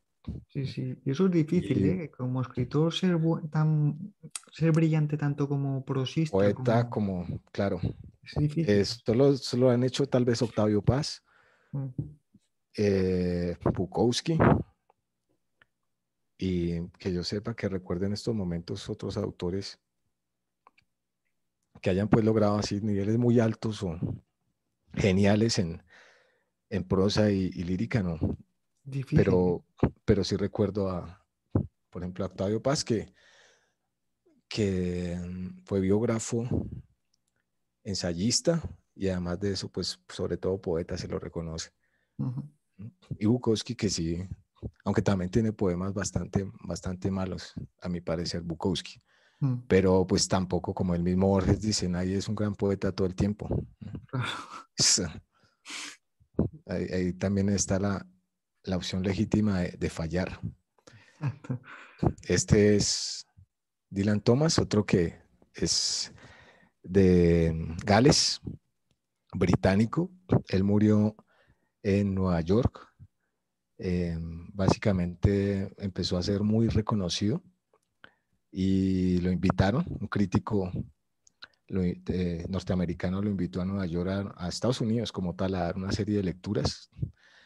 Y a partir de eso, Bukowski tiene un texto que se llama Esto fue lo que mató a Dylan Thomas, refiriéndose a cómo la fama, el reconocimiento puede terminar matando a un autor, porque pues Dylan Thomas pues, era un mujeriego, alcohólico, y lo invitaron a Nueva York, a Estados Unidos, dio esta serie de charlas y parece que eso lo agotó de tal manera, tenía una voz impresionante, una manera de leer tal vez de los mejores recitadores de la historia. La voz la encuentran en internet y, y termina en un bar que se llama El Caballo Blanco, White Horse, y si no estoy mal, se tomó más de 15 vasos de whiskies consecutivos y entró en un coma etílico. Eso lo hizo en el hotel. Bueno, la leyenda cuenta eso, ¿no? 15. Que se tomó bueno, una cantidad irresponsable de whiskies consecutivos y terminó en un coma etílico y muere en Nueva York. ¿Mm? Uf. Pero tiene unos poemas, también un poeta precoz, pues este sí, sobre los 19 años publicó un libro que se llama 18 Poems, 18 poemas. Pues tiene el famoso No entres dócilmente en esta oscura noche y otro La fuerza que por el verde tallo impulsa la flor. Y son unos poemas maravillosos. Hay que leerlos, Dylan Thomas. Dylan Thomas. Y Bukowski tiene un cuento. Creo que Bukowski escribió una columna en un periódico que se llamaba Escritos de un viejo indecente, creo. Y en ese periódico él cuenta cómo lo invitan a Bukowski a San Francisco a dar una lectura y llegaron miles de 2.000 personas. Y entonces cuando él ve las 2.000 personas y ve todo ese reconocimiento, dice, esto fue lo que mató a Dylan Thomas. Ahí lo entendió, ¿no? Entonces Dylan Thomas es como también otro ejemplo de una vida trágica. Murió a los 39 años. En Nueva York, pues rodeado de reconocimiento. Incluso hay una conferencia sobre cine en YouTube, donde ya yo lo escucho incluso cansado. Esa fue la última grabación de él. Pero tiene unos poemas bellísimos. Esto me recuerda a una frase de Freud que me marcó mucho, que es que contra los insultos estamos protegidos, pero Pero bueno, contra las adulaciones estamos totalmente desprotegidos, ¿no? así que esperamos muchos insultos en este video. Aquí tiene, bueno, Whitman, Whitman muy como para famoso, no... estadounidense, ¿no? Whitman, sí, pues su tema fue la democracia norteamericana.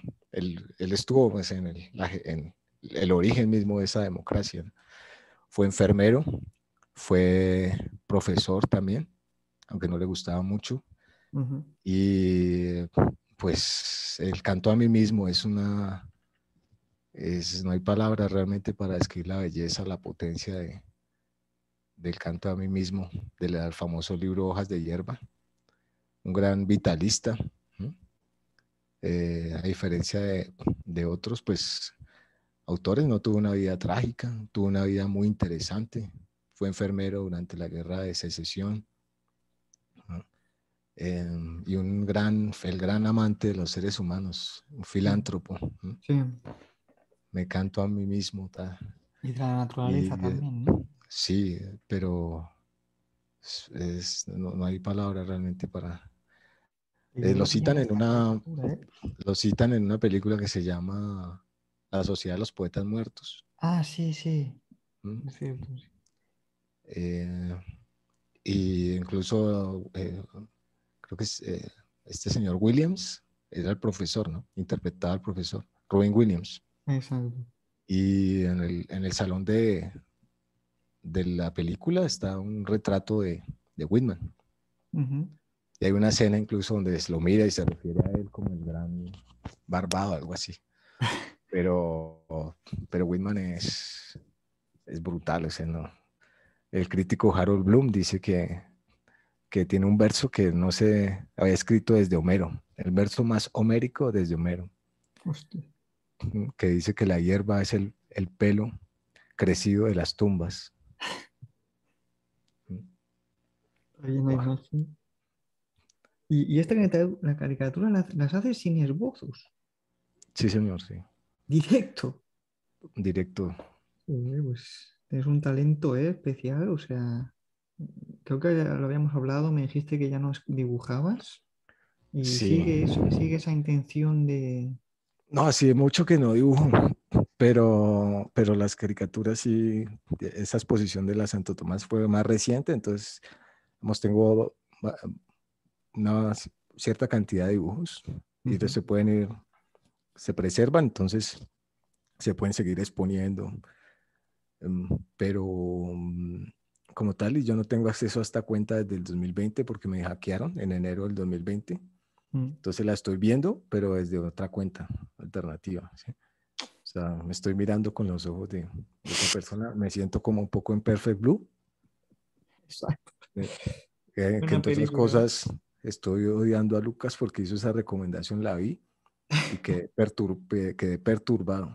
Perturbadora la Entonces quiero película. hacer una denuncia pública en contra de un tal Polymatic, alias Polymatic, que me traumatizó con una película que se llama Perfect Blue y he tenido pesadillas con eso y he soñado que soy una cantante japonesa en un grupo musical. Es dura, la película es dura. Uf, no, re fuerte, re fuerte. Es fortísima, sí. Si tienes También vi La Princesa Mononoke, Mm. pero esa es más como, más lineal, un poco más plana. Los Sí, pero personajes no están tan desarrollados, te importa es el argumento y la cuestión de la naturaleza. ¿Sí? Pero en mm, Perfect Blue sí es parece perfecto. como, para mí Perfect Blue la guionó o la hizo Freud en un viaje psicotrópico, porque eso es Es un nivel espectacular. sí, sí, sí, y no solo eso, sino que como espectador uno siente también que se está disociando, o sea, Exacto. es un Uno juego ya perverso, es un empieza a juego cruel, enloquecerse, ¿eh? ¿no? Esa sensación Porque, la tuve también con el Club de la Lucha. ¿La has visto? sí, sí, claro, aunque a Uf, mí el Club de la Lucha no me gustó todo, el personaje este que interpretaba a Brad Pitt como el disociado, ¿no? sí, Tyler Y Durden. y, pero el final no me gustó. Sí, No es un vamos a decir cuál poco, fue el final, pero me pareció como inverosímil, sí, bastante inversión.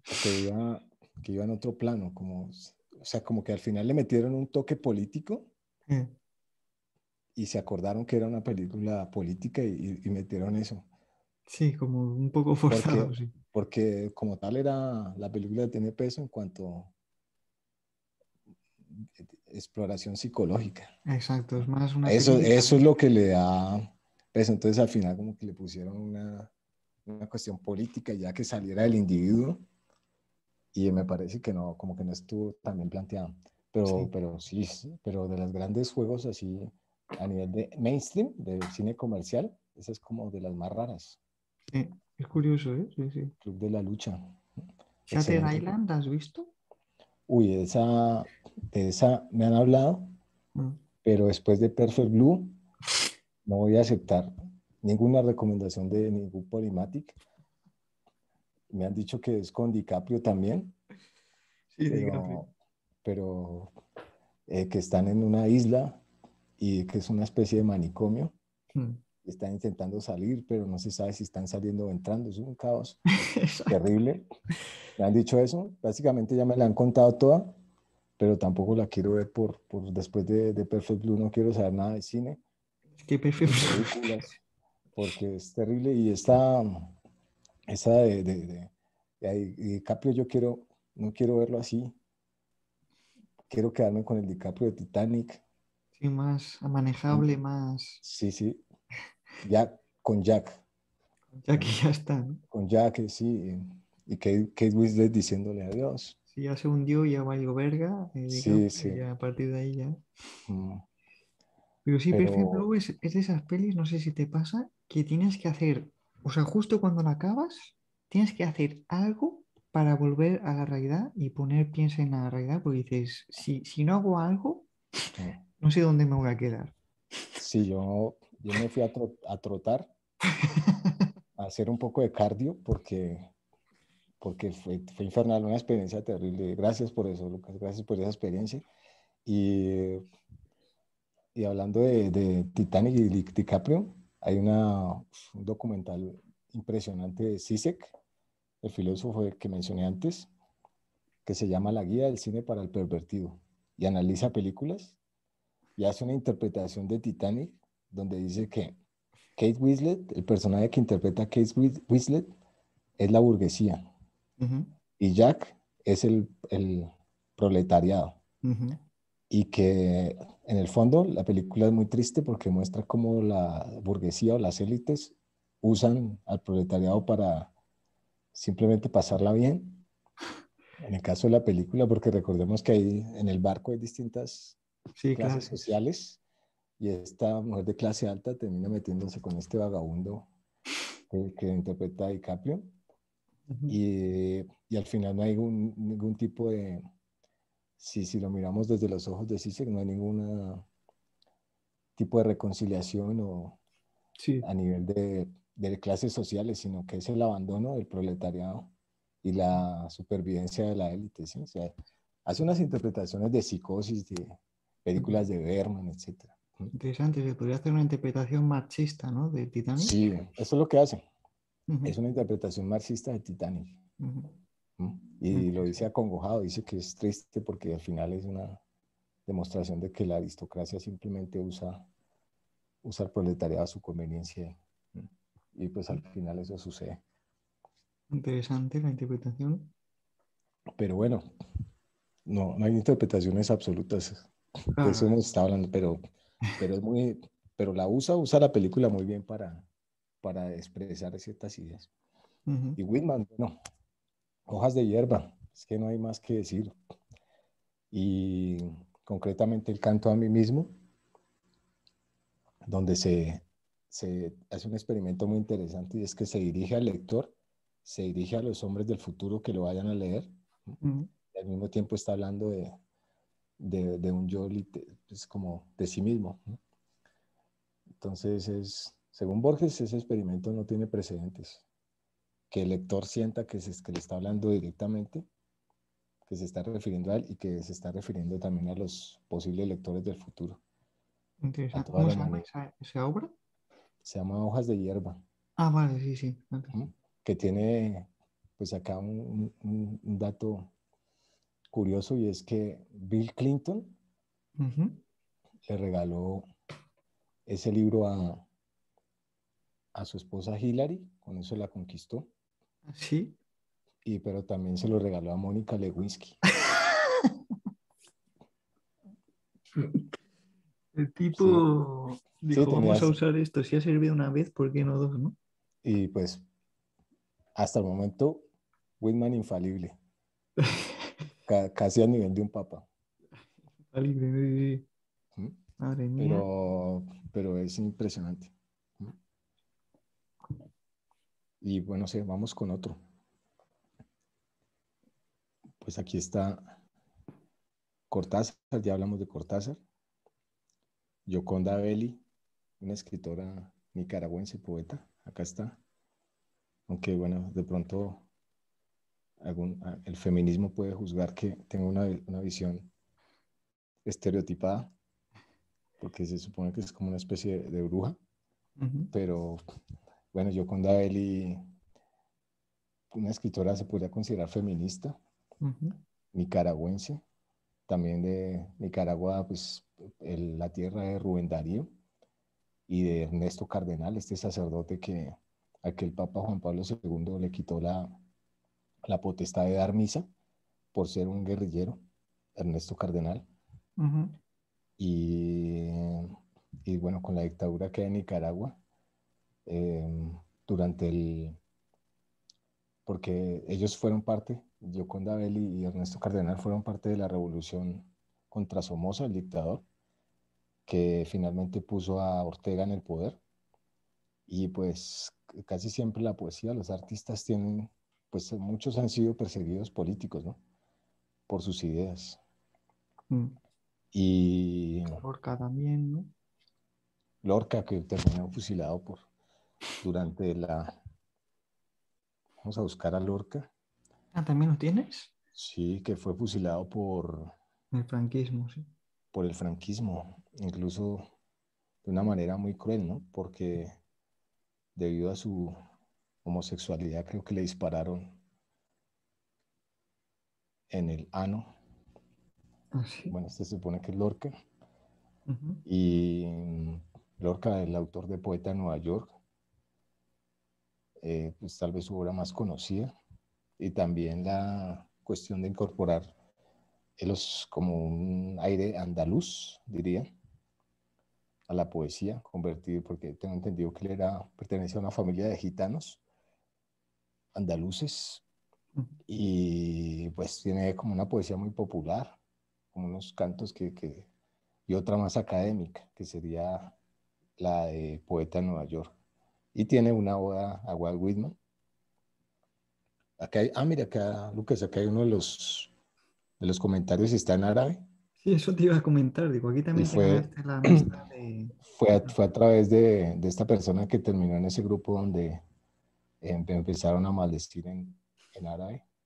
Y lo curioso es que Facebook da esa opción, ¿no? Y la escritura está Ah, sí. de derecha a Ah, izquierda. Y en su momento, pues, las traducciones no eran muy buenas, pero ha mejorado. ¿y qué te decían aquí? Pues vamos a traducirlo, ver traducción. Lorca es un gran poeta, muy famoso. Le leí de su poesía traducida al árabe cuando estaba en la universidad. Uy, se ve guapo, dice. Ah, bueno, bien, ¿no? Lo leyó en árabe, o sea, un poeta universal. Se ha Curioso, ¿no? traducido, Lucas, imagínese, una de sus novelas traducida al árabe. Hostia, sería un O sea, honor, ¿eh? eso ya es, Ya es que eres universal, ¿no? En ya, ¿qué más? ¿Qué más? Claro, coreano. claro. Lo leyó en la universidad. Sí, esta era una mujer de Siria, que pues ahí a través de Facebook establecimos un vínculo y comentaba de vez en cuando los dibujos, que a diferencia pues de un poema, un texto, pues digamos que la barrera del idioma es otra, ¿no? En cambio, un dibujo puede llegar a más personas, Claro, y dibujo. más, y más si es un autor o es una persona, para no hablar ya de futbolistas, ¿no? Claro. Que son Lenguaje es mucho más un... conocidos, ¿no? El arte es un lenguaje universal, ¿no? Y aquí, bueno, algunos dibujos que me inventé un personaje que se llama Holman Filósofo, Ah, sí, sí, me lo habías enseñado. a partir de un compañero que tuve en la universidad que ya era pues una persona eh, ya mayor, tenía ya incluso su carrera, Ujú. pero me cansé de dibujarlo en la universidad, entonces tenía ya como automatizado el rostro Mm. y, y pues hice algunos dibujos que se suponía que eran ya con algunas ideas. Entonces, por ejemplo, acá hay lo dibujé como en una estrella, diciendo, la fama sirve para desencantar a quienes te idealizaron. Está bien, está bien. Es Alguna tuya la otra. frase. Sí. Entonces lo usé como para poner algunas frases que se me ocurrían. ¿Pero has hecho algún recopilatorio de estos dibujos? Y aquí dice, este es un poco más agresivo de pronto, espero que nadie se molesta. Pues como la contradicción, ¿no? Filósofo feminista busca en Brita, pues como una denuncia de ese falso feminismo, ¿no? Sí, ¿no? Algunos casos, ¿no? Eh, aquí tengo este que fue premonitorio, lo hice en el 2000, hace 46 semanas, dice. Y dice, si celebráramos así una nueva vacuna, Eso fue antes de todo antes esto. antes del COVID, sí. Entonces, como unas personas gritando un gol desesperadamente y arriba el Holman filósofo diciendo, si así celebráramos una vacuna. Sí, esto fue antes de la pandemia, una locura. Y bueno, aquí, Premonición a través de los dibujos. sí. Y aquí, eh, acá hay otro que tiene que ver con la filosofía, que, bueno, este es que es como más difícil de entender, no fui muy claro. Pues está mirando el reloj y dice, sentado en una lápida, dice venta de epitafios.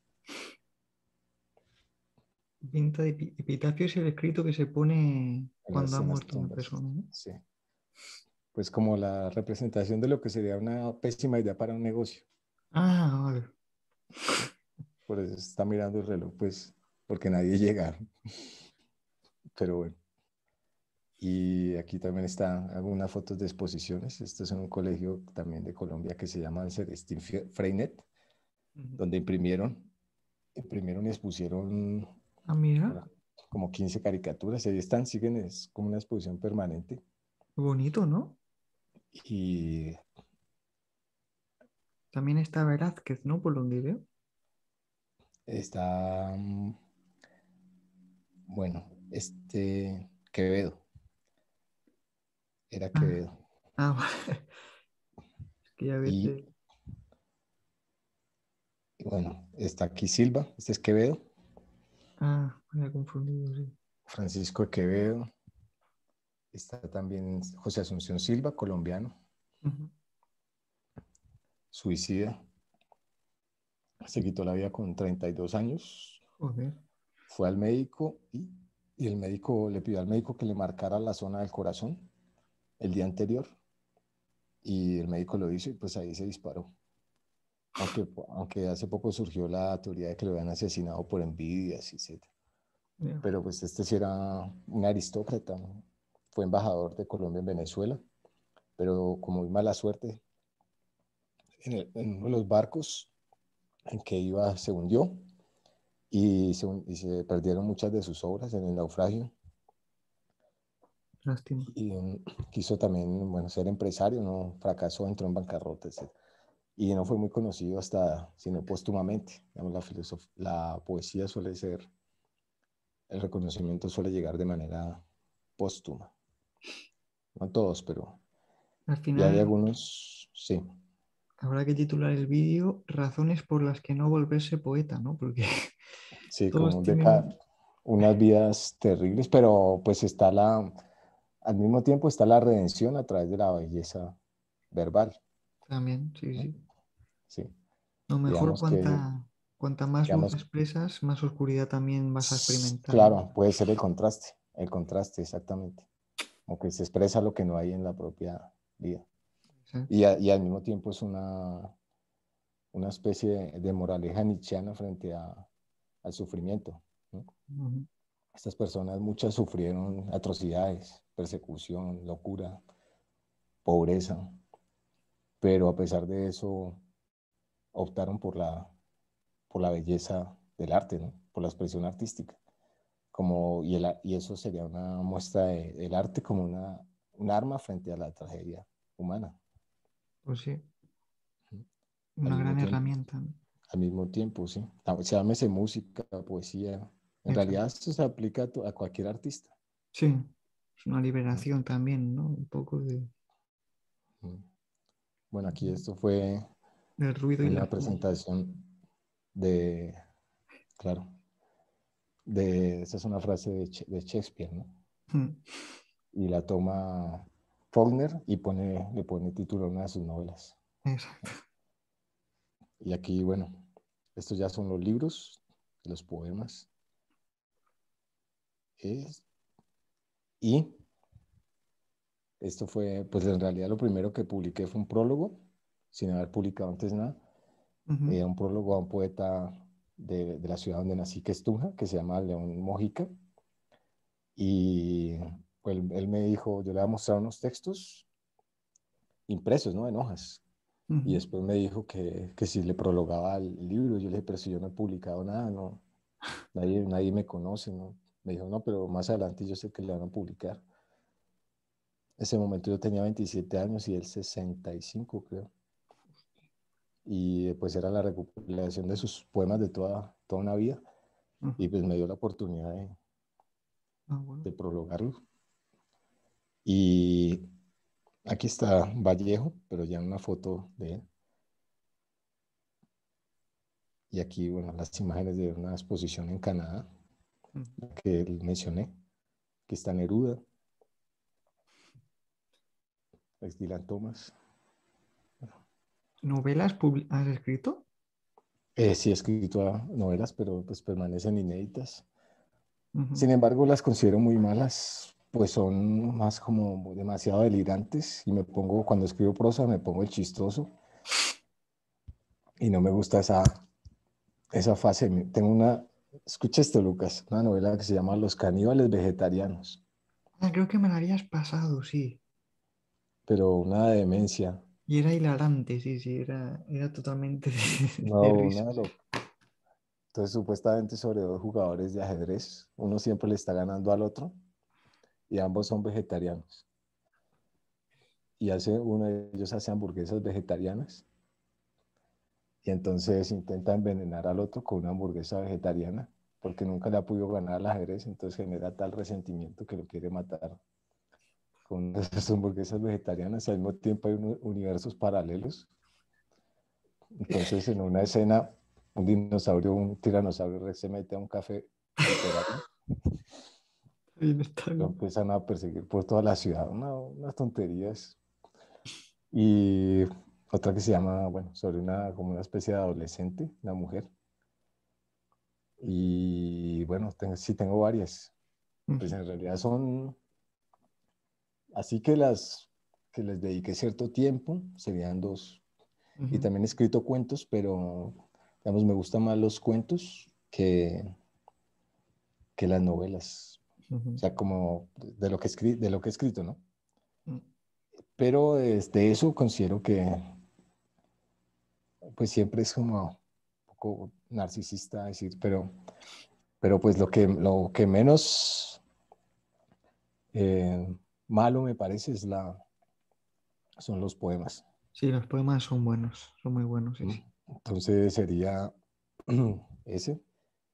Es publicado dos poemarios, uno se llama Canción del hombre que solía ser sombra, que es este. Pues en realidad la historia de cómo surgió es bastante peculiar porque yo estaba publicando los poemas en Facebook y una persona que ha conocido en una tertulia, que es enfermero, lo recopiló sin decirme nada y me buscó en la biblioteca en la que yo siempre estaba leyendo y se paró al frente y encima a la mesa que yo tenía al frente me puso ese libro y me dijo, eh, publiqué estos dos libros, publiqué este libro sin su autorización, pero Hostia, solo imprimí dos ejemplares, el mío y el suyo.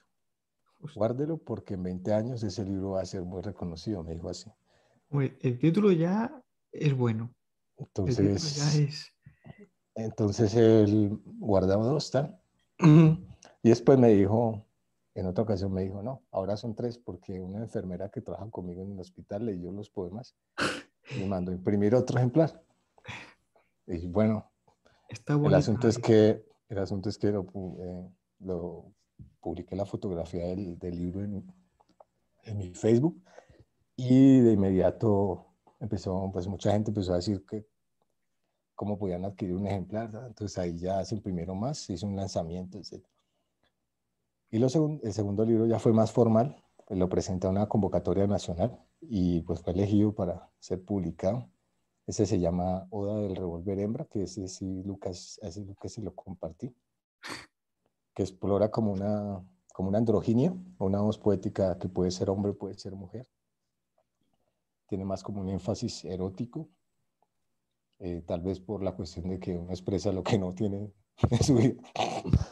Y eh, pues de Canción del Hombre que se le hace sombra es un poco problemático, porque pues el poema que da nombre al libro habla de pues una relación idílica, amorosa entre una persona mayor y una persona muy joven. Ujú. Entonces se interpretó como una apología pues de prácticas perversas. De hecho, así fue que mucha gente empezó a comentar ese tema, pues que les parecía, incluso una persona llegó a acusarme pues de ser, bueno, pedófilo, qué sé yo. Es que hay gente que Y, no entiende la... pero la diferencia, la cuestión de la despersonalización, ¿no? Que usted escriba sobre algo no quiere decir que lo Exacto, sea.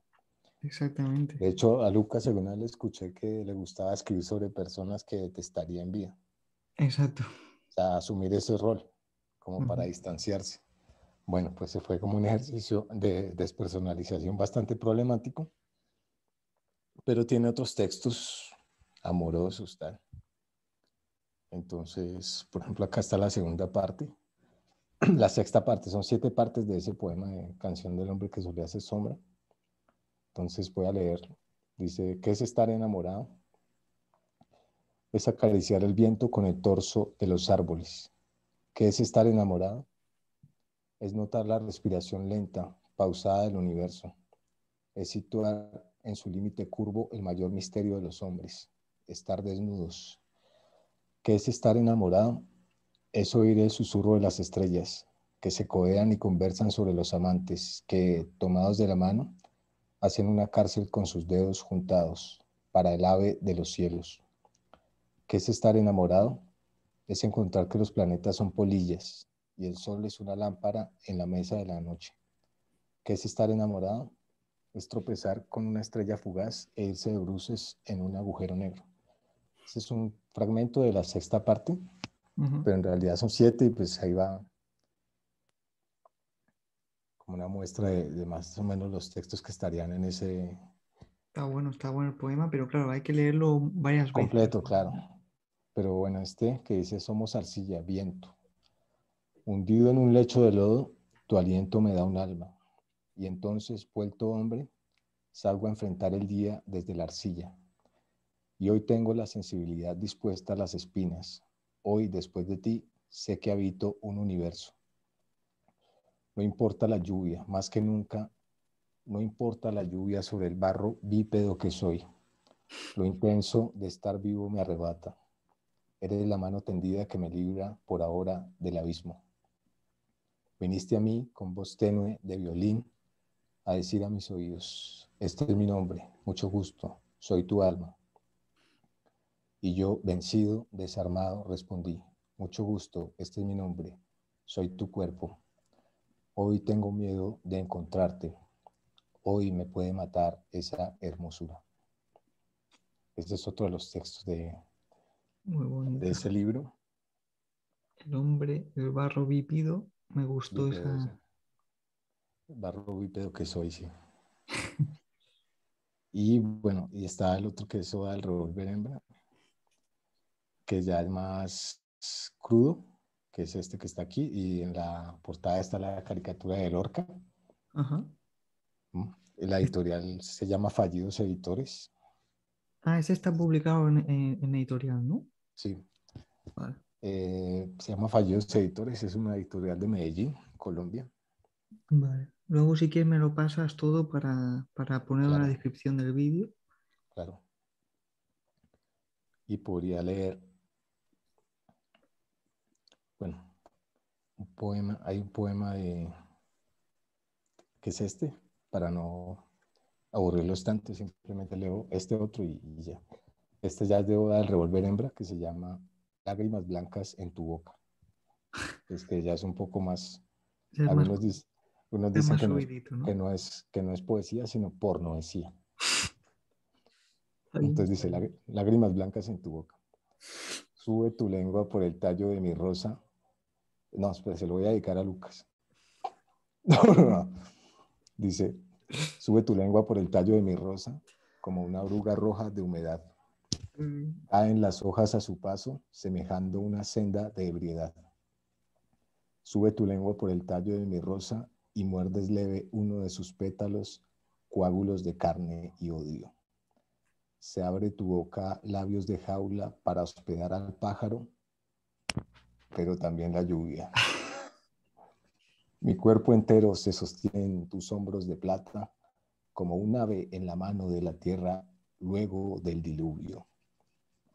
Chorrea la vía láctea desde las venas rotas de las rosas en tu boca. Has quebrado, otra vez, con tu lengua de cuchillo el pan de mi entrepierna. Y soy feliz, por un instante soy feliz, y lloro mi alma en el presidio de tus dientes. Estuvo bueno, estuvo bueno. Oda del revólver hembra. Hembra, sí. Y Ya, ese es uno de los textos. Hay otro texto que se llama El teólogo lúrico. Tal.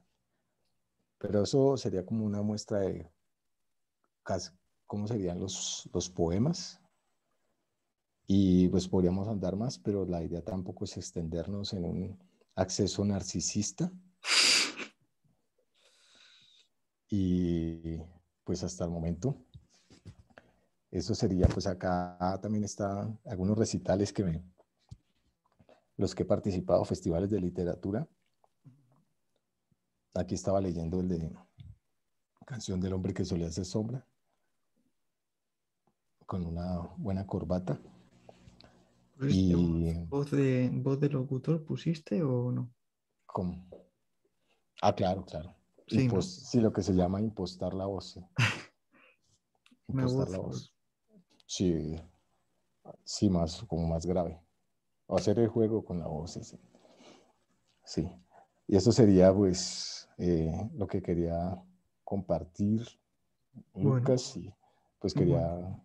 agradecerle la invitación. Ujú. La verdad que me gusta mucho su canal. Me interesa mucho el tema de la superdotación. Y no es porque quiera ponerle etiquetas. Y la verdad que disfruto mucho los directos. Cuando puedo me conecto. Ujú. Hacer buenas preguntas Cuando incisivas. puedo me conecto y trato como de generar pues cierta dinámica en torno a inquietudes que tengo. Ujú. Me gusta mucho su manera de ver la filosofía, porque la pone, no es una cuestión simplemente de erudición, sino para reflexionar realmente sobre temas actuales, ¿no? Sí, Propiamente el ejercicio de la filosofía debería ser ese, ¿no? No simplemente centrarse en recitar autores de memoria, sino exacto. en que sean una excusa para una reflexión propia. Ujú. Pero pues eso no lo entienden las facultades de filosofía, Sí, o no suelen entenderlo, y se tiende más como a castrar la reflexión de los estudiantes porque se maneja mucho la cuestión de, a través de los títulos, de las jerarquías.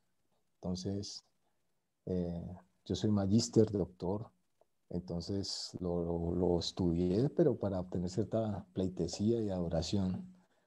Entonces, usted no puede venir aquí a plantear sus propias ideas porque esto se supone que es una pirámide, ¿no? sí, es Entonces, que usted todavía no es apto porque no tiene las supuestas credenciales para pensar por sí mismo. Entonces, exacto. crea como en el estudiante un complejo de inferioridad horrible Mm. frente a los autores. Mm. Entonces se convierte es como en un veneno, Sí. facultades de veneno filosófico. Sí, en vez de reforzar el pensamiento propio, como que lo matan casi, ¿no? Porque claro, Sí, ¿tú qué vas, es qué más vas a pensar envenenado. tú, pobre alumno que no sabe nada, que no puede pensar, que solo tiene que repetir? Entonces, claro. Yo por suerte estaba muy rebelde en esa época y entré un poco con todo en la universidad. También me choqué con ciertos muros de la academia, pero bueno, creo que hay que entrar un poco así en la filosofía también, ¿no? Un poco sin complejo ante los filósofos, ¿no? O sea, como que como entenderlo como que te están lanzando unas propuestas, pero tampoco te están diciendo la verdad absoluta ni nada así, ¿no? Y bueno, pues Bueno, ha bueno, sido un placer. igualmente ha sido un placer. Estaría bien tener más conversatorios de este Claro, tipo. Interesante. Y nada, pues un fuerte abrazo. Muchas gracias por la participación. Voy a dejar en el link del vídeo todas las credenciales que quieras, enlaces a los libros, todo. Y nada, pues muy interesante y espero verte por los directos frecuentemente. claro. Gracias por la invitación. Ahí estaré presente con mi seudónimo que no vamos a revelar. Vamos a dejar el misterio ahí, ¿no? Muy bien. Simplemente diré que vendo ropa. ¿Sí o no? No, Ah, vale, no vale, vendo estaba ropa. alucinando Vendo ya. ropa. No, no, no, no. Pero simplemente quiero cerrar esto diciendo Ayuso, presidente. Vale, vale. Un final doloroso, pero a la altura. Vale, un abrazo. Hasta luego. Que vaya bien. A ver.